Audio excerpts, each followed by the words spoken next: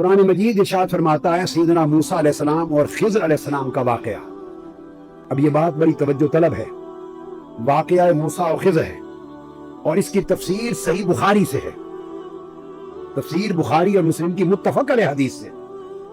موسیٰ علیہ السلام نکلے اللہ رب العزت کی بارگاہ میں درخواست کر کے حضرت خضر سے ملنے، اللہ کے مقرب بندوں میں سے ایک بندے کو ملنے.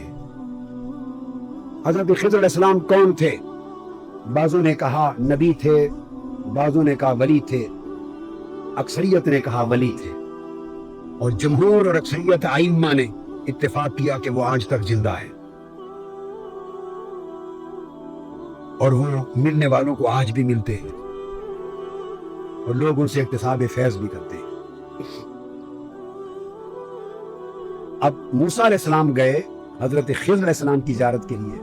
خضر علیہ السلام قول اصح اور قول جمہور کے مطابق ولی ہیں، نبی نہیں، اور قول بعض کے مطابق نبی ہیں. اگر نبی بھی ہوں تو درجے میں موسیٰ علیہ السلام سے کم ہیں، چونکہ موسیٰ علیہ السلام اولو العزم 5 رسولوں میں سے ایک ہے. حضرت نوح، حضرت ابراہیم، حضرت موسیٰ، حضرت عیسیٰ اور سید الانبیاء صلی اللہ تعالیٰ علیہ وسلم 5 اولو العزم رسول ہیں. تو ان کا درجہ بہر صورت حضرت خضر سے بلند ہے. اب پہلا سوال یہ پیدا ہوتا ہے کہ قرآن بتا رہا ہے کہ رب کائنات نے بھیجا حضرت موسیٰ کو حضرت خضر سے ملاقات کے لیے. افضل مفضول کے ساتھ ملاقات کے لیے جا رہا، اعلیٰ ادنا کی طرف جا رہا ہے، نبی ولی کی طرف جا رہا ہے یا رسول نبی کی طرف جا رہا. اعلیٰ اپنے سے ادنا کی طرف جا رہا ہے مرتبے میں. کیوں؟ فائدہ تو یہ ہے نا کہ ادنا اعلیٰ کی طرف جائے، ولی نبی کی طرف جائے. اگر موسیٰ علیہ السلام کو بھیجا کہ ان کی ملاقات کے لیے جاؤ.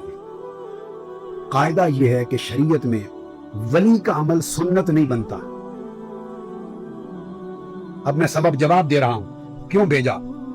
اگر ولی جائے نبی کی طرف تو اس سے جواز ثابت ہوتا ہے، شریعت کا سنت ہونا ثابت نہیں ہوتا.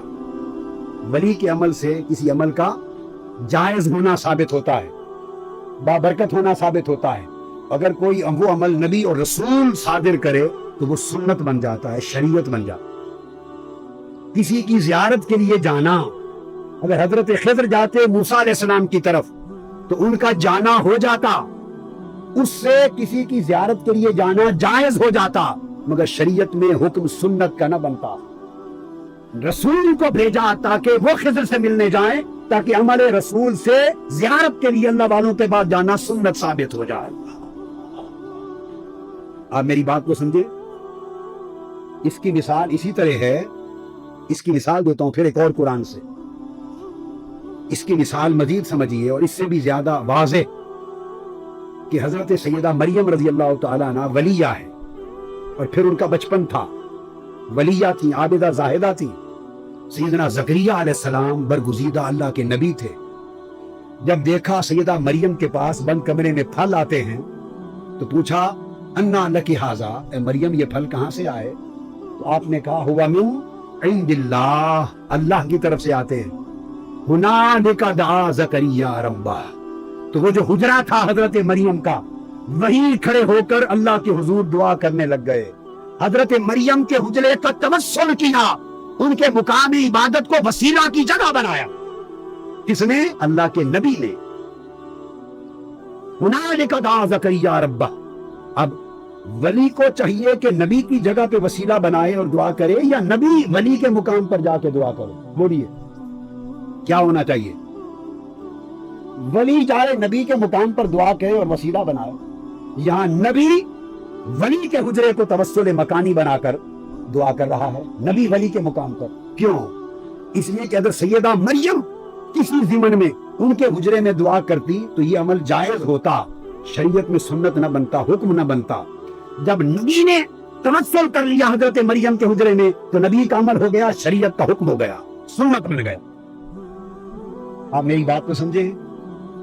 یعنی کس طرح کسی عمل کو سنت بنانے کے لیے اللہ پاک ایک طریقہ اختیار فرماتا ہے. ایک اور مثال دیتا ہوں تاکہ یہ سب تصوف کے دائرے کے اندر رہنے والی چیزیں ہیں. تصوف کے مختلف حقائق بھی بیان ہو رہے ہیں، رسوم بھی بیان ہو رہے ہیں. حضرت یوسف علیہ السلام کو خبر ملی کہ میرے والد گرامی سیدنا یعقوب علیہ السلام کی بینائی چلی گئی. بھائیوں نے بتایا تو چاہتے تو دعا کر دیتے, ٹھیک ہے یا نہیں, کہ باری تعالیٰ میرے والد کی بینائی لوٹا دے, تو اللہ لوٹا دیتا. لوٹاتا یا نہیں لوٹاتا؟ لوٹا دیتا. یعقوب علیہ السلام خود ہی دعا کر دیتے, ان کا خود بھی دعا کرنا ثابت نہیں, بس صابر رہے. بیٹوں نے کہا کہ باپ کی بینائی نہیں رہی, تو یوسف علیہ السلام نے بجائے دعا کرنے کے, قرآن بتاتا ہے دعا کا کوئی ذکر نہیں, ہاتھ اٹھا کے اللہ کو دعا کریں, ہاتھ اٹھا کے اللہ کے حضور دعا کریں, اس کا ذکر نہیں ہے قرآن میں, بلکہ اپنا قمیض اتار کے دیا. فرمایا اذهبوا بقمیصی ھذا فالقوہ علی وجہ ابی یأتی بصیرا, میرا قمیض لے جاؤ اور میرے والد کی آنکھوں پر, ان کے چہرے پر رکھنا, بینائی لوٹ آئے گی. اب کیا اللہ کا نبی شرک سکھا رہا ہے؟ اپنا قمیض بھیج رہا ہے کہ میرا قمیض لے جاؤ, میرے والد کے چہرے پر رکھنا, بینائی لوٹ آئے گی. نتیجتاً آپ کے بھائی آپ کا قمیض لے آئے, حضرت یعقوب علیہ السلام کے چہرے پر, آنکھوں پر قمیض رکھا. فلما ان جاء البشیر القاہ علی وجہہ فارتد بصیرا. اب قرآن کہتا وہ قمیض ان کی آنکھوں پر رکھا, وہ بینا ہو گئے. اگر دو ہی طریقے ممکن تھے, دعا بھی کر سکتے تھے مگر دعا نہیں کی. اگر دعا کرتے تو یہ وہ متداول طریقہ ہے کہ ہر نبی کرتا رہا, اس سے کوئی نیا حکم ثابت نہ ہوتا, ہر کوئی دعا کرتا ہے. دعا کا حکم تو عین متداول طریق ہے, تو دعا نہیں کی, ایک نیا طریقہ سمجھایا کہ میرا قمیض جا کے میرے باپ کی آنکھوں پر رکھنا, اور قمیض کے صدقے سے بینائی لوٹ آئے گی. اب توسل کا طریقہ اپنایا, دعا کا نہیں. قمیض بھیجا, قمیض وسیلہ بنا, بینائی لوٹ آئی. اور کیوں بھیجا؟ اس لیے تاکہ نبی جب بھیجے گا تو توسل کے لیے قمیض بھیجنا, توسل وسیلہ کروانا بھی سنت بن جائے, اور نبی کے قمیض سے وسیلہ کرنا بھی سنت بن جائے. وسیلہ کرنے والا بھی سنت پہ عمل کرے, اور جس کا وسیلہ کیا جا رہا ہے وہ بھی سنت پہ عامل ہو. تو یہ اس لیے بعض اوقات کیا جاتا ہے. تو موسیٰ علیہ السلام کو بھیجا حضرت خضر علیہ السلام کی طرف, اور فرمایا کہ جاؤ ان سے ملو. اور پہچان کیا بتائی؟ پتہ نہیں بتایا, یہ بات بڑی اہم ہے. ایڈریس نہیں دیا بلکہ ایک نشانی بتائی, یہ بات اہم ہے. اب قرآن کے طریقے ہیں سمجھانے کے, اولیاء نشانیوں سے پہچانے جاتے ہیں, وہ نشانیوں سے پہچانے جاتے ہیں. نشانی کیا بتائی؟ فرمایا فلما بالغا مجمع بینہما نسیا حوتہما فاتخذ سبیلہ فی البحر سربا. نشانی کیا بتائی؟ کہ جانا جہاں دو دریا آپس میں مل رہے ہیں وہاں پہنچے, اور جب دو دریا آپس میں دریاؤں کا سنگم تھا وہاں پہنچے, ملے, اور وہاں دیکھا تو مچھلی بھون کر پکا کر ساتھ لے لی تھی کھانے کے لیے. مچھلی کو کاٹا, اس کو بھونا, مرچ مسالہ لگایا, بھونا, اس کا سالن بنایا, کھانے کے لیے سالن تیار کر کے لے چلے, روسٹ کر کے مچھلی. وہاں جب اترے وضو کیا تو اس تالاب کا پانی مچھلی کو لگا, اس کے چھینٹے مچھلی پہ لگے, مردہ بھنی ہوئی پکی ہوئی مچھلی زندہ ہو گئی, اور سرنگ بنا کر پانی میں دوڑ گئی. تو قرآن مجید نے پہلی بات یہ بتائی. آگے چلے گئے, یاد نہ رہا حضرت موسیٰ علیہ السلام کو بتانا, حضرت یوشع بن نون بتا نہ سکے. آگے بھوک لگی, فرمایا بھی کھانا لاؤ, تو تب یاد آیا کہ حضور وہ تو مچھلی میں نے بتایا نہیں, وہ اس تالاب پہ رکے تھے, اس پانی کے چھینٹوں سے زندہ ہو کے بھاگ گئی تھی. اب قرآن کا لفظ سنیے, آیت نمبر 64 سورہ الکہف. قال ذالک ما کنا نبغی, وہ جہاں مچھلی مردہ مچھلی زندہ ہو گئی تھی, چلو پلٹ کر ہم اسی جگہ کی تلاش میں نکلے تھے جہاں مردہ زندہ ہو گیا. تو ولی کی نشانی یہ بتائی کہ جس کی مجلس اور جس کی صحبت اور جس کے ماحول میں مردہ دل زندہ ہو جائے وہ ولی ہے. فارتدا علی آثارہما قصصا, وہ دونوں اپنے قدموں کے نشانوں پر واپس پلٹے. جب وہاں پہنچے فوجدا عبدا من عبادنا آتیناہ رحمتا من عندنا وعلمناہ من لدنا علما. 3 لفظ ہیں. فرمایا جب وہاں پہنچے جہاں مردہ مچھلی حضرت خضر کے ماحول کی وجہ سے, جہاں وہ سانس لیتے تھے, جس پانی میں غسل کرتے وضو کرتے تھے, اس آب و ہوا کی برکت عالم یہ تھا کہ مردہ مچھلی زندہ ہو گئی. جس فضا میں ولی سانس لیتا ہے, جس مجلس میں ولی بیٹھتا ہے, اگر تسلسل کے ساتھ اس کی صحبت میں ارادہ خالص کے ساتھ بیٹھے رہو تو مردہ دل مچھلی کی طرح زندہ ہو جاتے ہیں۔ اور قرآن کہتا ہے فوجدا، جب وہاں پہنچے تو انہوں نے ہمارے بندوں میں سے بندہ خاص کو پا لیا جہاں موت حیات میں بدل گئی تھی۔ آتیناہ رحمتا من عندنا، اپنے بندے کو ہم نے اپنی رحمت خاص کا خزانہ عطا کیا تھا۔ وعلمناہ من لدنا علما، اور اپنا علم لدنی کا خزانہ عطا کیا۔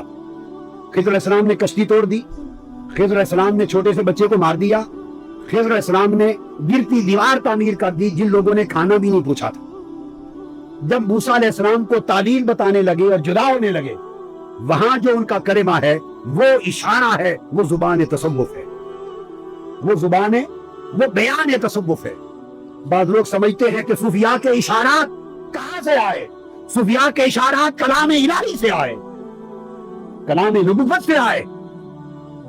تصوف نیر ادب کا نام ہے، تصوف مائیت الہیہ کا نام ہے، تصوف تعلق باللہ میں کمال ادب کا نام تصوف ہے۔ اب اس مقام پر تصوف کا سبق دیکھیے، سلوک و طریقت کا سبق دیکھیے وہ کیا۔ جب خضر علیہ السلام تفصیل بیان کرنے لگے کہ یہ تینوں واقعات جو کیے ان کی تعویل اور مراد کیا ہے، تو آیت نمبر 79، آیت نمبر 80، 81، 82، 79 سے 82 تک 3 لفظ ہیں قابل توجہ۔ اس میں کل صوفیاء کے عارفانہ اشارات اور تصوف کا صوفیانہ ادب، یہ بنیاد۔ کشتی توڑی، کس نے توڑی؟ بولیے بولیے۔ تو توڑنے کا ارادہ کس نے کیا؟ خضر علیہ السلام نے۔ بچے کو مارا، کس نے ارادہ کیا؟ بولیے نا۔ دیوار تعمیر کر دی گرتی ہوئی ان یتیموں کو مال بچانے کے لیے، کس نے کیا؟ کوئی دوسرا تو نہیں ہے۔ اب وہی خضر علیہ السلام ہے کشتی توڑنے والے، وہی خضر علیہ السلام بچے کو مارنے والے، وہی دیوار تعمیر کرنے والے۔ اب تینوں واقعات کی تعبیر کرتے ہیں۔ کشتی توڑنے کا ذکر کرتے ہوئے فرماتے ہیں فَأَمَّا السَّفِينَةُ فَكَانَتْ لِمَسَاكِينَ يَعْمَلُونَ فِي الْبَحْرِ، وہ جو کشتی تھی اے حضرت موسیٰ، وہ میں نے اس لیے توڑی، وہ غریب لوگوں کی تھی، وہ دریا میں محنت مزدوری کرتے تھے۔ فَأَرَدْتُ أَنْ أَعِيبَهَا، یہ قابل توجہ لفظ ہے۔ فَأَرَدْتُ أَنْ أَعِيبَهَا، تاکہ عارفانہ اشارات اور تصوف کا صوفیانہ ادب، یہ بنیاد۔ کشتی توڑی، کس نے توڑی؟ بولیے بولیے۔ تو توڑنے کا ارادہ کس نے کیا؟ خضر علیہ السلام نے۔ بچے کو مارا، کس نے ارادہ کیا؟ بولیے نا۔ دیوار تعمیر کر دی گرتی ہوئی ان یتیموں کو مال بچانے کے لیے، کس نے کیا؟ کوئی دوسرا تو نہیں ہے۔ اب وہی خضر علیہ السلام ہے کشتی توڑنے والے، وہی خضر علیہ السلام بچے کو مارنے والے، وہی دیوار تعمیر کرنے والے۔ اب تینوں واقعات کی تعبیر کرتے ہیں۔ کشتی توڑنے کا ذکر کرتے ہوئے فرماتے ہیں فَأَمَّا السَّفِينَةُ فَكَانَتْ لِمَسَاكِينَ يَعْمَلُونَ فِي الْبَحْرِ، وہ جو کشتی تھی اے حضرت موسیٰ، وہ میں نے اس لیے توڑی، وہ غریب لوگوں کی تھی، وہ دریا میں محنت مزدوری کرتے تھے۔ فَأَرَدْتُ أَنْ أَعِيبَهَا، یہ قابل توجہ لفظ ہے۔ فَأَرَدْتُ أَنْ أَعِيبَهَا، میں نے ارادہ کیا کہ اس کشتی کو عیبدار کر دوں، میں نے ارادہ کیا کہ کشتی کو توڑ کر عیبدار کر دوں۔ اب یہ دو ہیں، ایک تصوف کا ادب ہے، ایک تصوف کا مقام ہے۔ دو نقطے، پہلے ادب سن لیں، چونکہ عیبدار کرنے کا ذکر ہے۔ ذکر کس کا ہو رہا ہے؟ عیب کا، کہ اس کو عیبدار کر دوں، سو نسبت فعل کی ساری اپنی ذات کی طرف کی۔ تو تصوف کا ادب یہ ہے کہ عیب کی بات ہو تو ساری صوفی اپنی طرف منسوب کرتا ہے، اگر عیب کا معاملہ ہو تو سارا اپنی طرف منسوب کرتا ہے صوفی۔ فَأَرَدْتُ أَنْ أَعِيبَهَا، میں نے ارادہ کیا کہ اسے عیبدار کر دوں تاکہ ظالم بادشاہ قبضے میں نہ لے۔ اب ادھر فَأَرَدْتُ أَنْ أَعِيبَهَا کو ذہن میں رکھے۔ اگلی آیت پہ آئیے۔ جب اس بچے کو مارا جو بڑا ہو کے کافر بنتا اور اپنے والدین کو بھی گمراہ کر دیتا، اس کے مارنے کی بات کی تو فرمایا فَأَرَدْنَا أَن يُبْدِلَهُمَا رَبُّهُمَا خَيْرًا مِّنْهُ زَكَاةً وَأَقْرَبَ رُحْمًا، ہم نے ارادہ کیا۔ فَأَرَدْنَا، اب ہم میں کون آ گیا؟ دوسرا۔ وہاں بھی خضر تھے، یہاں بھی خضر علیہ السلام، وہاں کا فَأَرَدْتُ أَنْ أَعِيبَهَا، میں نے ارادہ کیا کہ اسے عیبدار کر دوں۔ اب وہ بچہ جس نے کافر بننا تھا، اس کے انجام کفر سے اسے بچا لیا اور اس کے ماں باپ کو گمراہی سے بچا لیا۔ اب اس کا تذکرہ کرتے ہوئے فرمایا فَأَرَدْنَا أَن يُبْدِلَهُمَا رَبُّهُمَا، ہم نے ارادہ کیا کہ ان کا رب انہیں نعمت بدل عطا کر دے۔ تو اس میں دو باتیں تھیں، ایک مارنے کی اور ایک نعمت بدل دینے کی۔ مارنے کی بات عیب کی تھی، نعمت بدل کی بات اچھائی کی تھی۔ سو اپنے ساتھ رب کا ذکر شامل کر لیا کہ نعمت بدل رب دے، مارنے کا کام میں تو یہ ادب ہے تصوف کا۔ فاردنا، وہاں دو چیزیں مل گئی، اور تیسرا جو دیوار تعمیر کرنا تاکہ یتیموں کا خزانہ محفوظ ہو جائے، اس میں چونکہ برائی کی کوئی بات ہی نہیں، ساری کی ساری نیکی اور احسان ہے۔ چونکہ یہ ساری نیکی تھی تو اس میں ارشاد فرمایا فَأَرَادَ رَبُّكَ أَن يَبْلُغَا أَشُدَّهُمَا، تیرے رب نے ارادہ کیا کہ ان کے بالغ ہونے تک ان کا خزانہ چھپا ہو۔